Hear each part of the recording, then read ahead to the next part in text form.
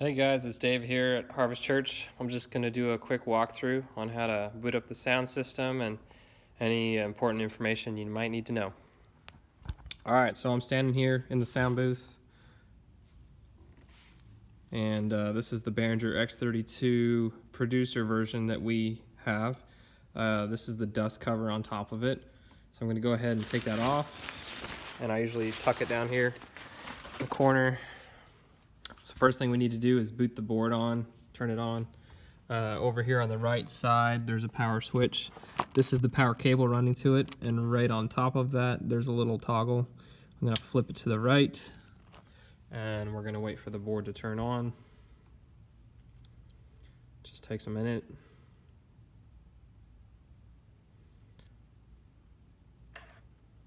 All right, so it's on now. The next thing we're gonna do is start to power on any speakers and subwoofers, that kind of stuff. So over here on the wall, we've got these two sideways switches. So these control our main speakers. I'm gonna flip those on. And now you can see these two hanging speakers. There's one there and one there. Those have blue LEDs in the middle of them. That's how you can tell that they've been powered on. If those lights are not on, then they have no power. So now we're gonna head to the stage, and we're gonna power on the monitor that we have set up. Most of our monitors are wireless in-ears, but sometimes we don't have enough of them to go around, so we have to set up a floor monitor. So this has got a switch on the back of it. So I'm just gonna tip it over here. You can see there's a power cable. This is the monitor feed coming to it, and there's a volume control and a main master volume here.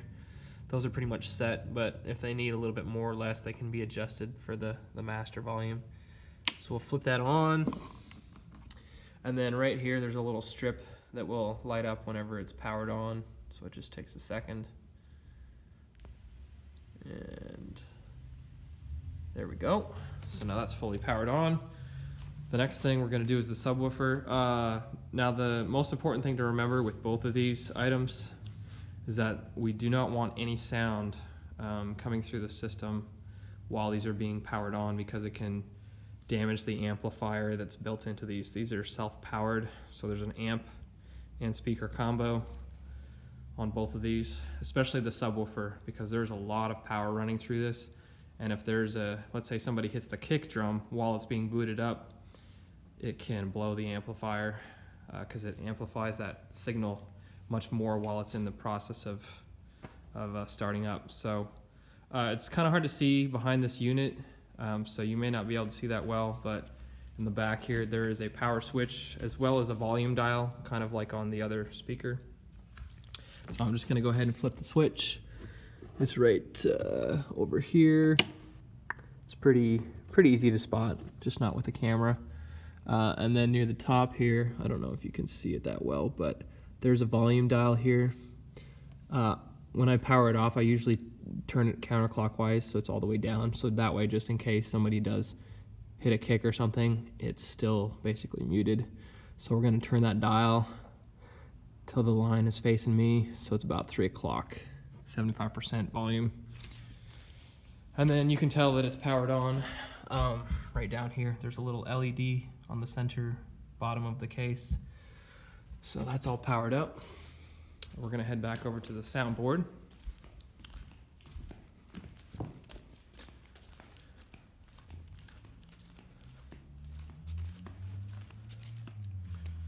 And then the next thing we're going to do, we have to make sure that the main volume is turned up. So this always defaults to being all the way down here at what we call infinity, which is infinity off. So there's nothing being sent to the main speakers when it's in the down position. So we always default it to 0. That's just kind of a good level. Or sometimes people do like -5. But we like to keep it right there about 0. And then over here we have our main channels. These are all where the instruments come in. On this left panel you can see channel 1 through 8, channel 9 through 16, 17 through 24, and we don't actually have that many inputs on this board. You can get an expansion, but we're not currently using that. And then channel 2532, again, we don't have that expansion. Aux in 1 through 6, this is where we have aux inputs like the computer, maybe an iPod cable, things like that. And then there's effects returns and other bus masters down here. These aren't really used at all. Well, these bottom 3 aren't used. This is important for the computer volume. If you're playing a YouTube video, you can notice that these are linked because there's a left and right channel. If I push one mute button, they both get muted. This is for the iPod cable that we have hooked up. The computer is hooked up directly through a USB cable. So going back up here to channel 1 through 8, this is where all the instruments are going to be tied into. There's actually a routing list here, so you can see everything that's kind of set up there. It's numbered. Number 7 is not hooked up. The bass has a nasty hum on it, so till we get that upgraded, we are not currently running it through the system, but everything else should be the same.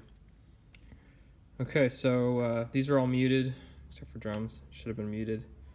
I try to make sure that these are all muted whenever we turn everything off. That way there's no chance of blowing any speakers, and it's just a good practice to make sure that that's done before everything's booted off. So we have 1, 2, 3 vocals here. Usually the worship leader is going to be on the first vocal.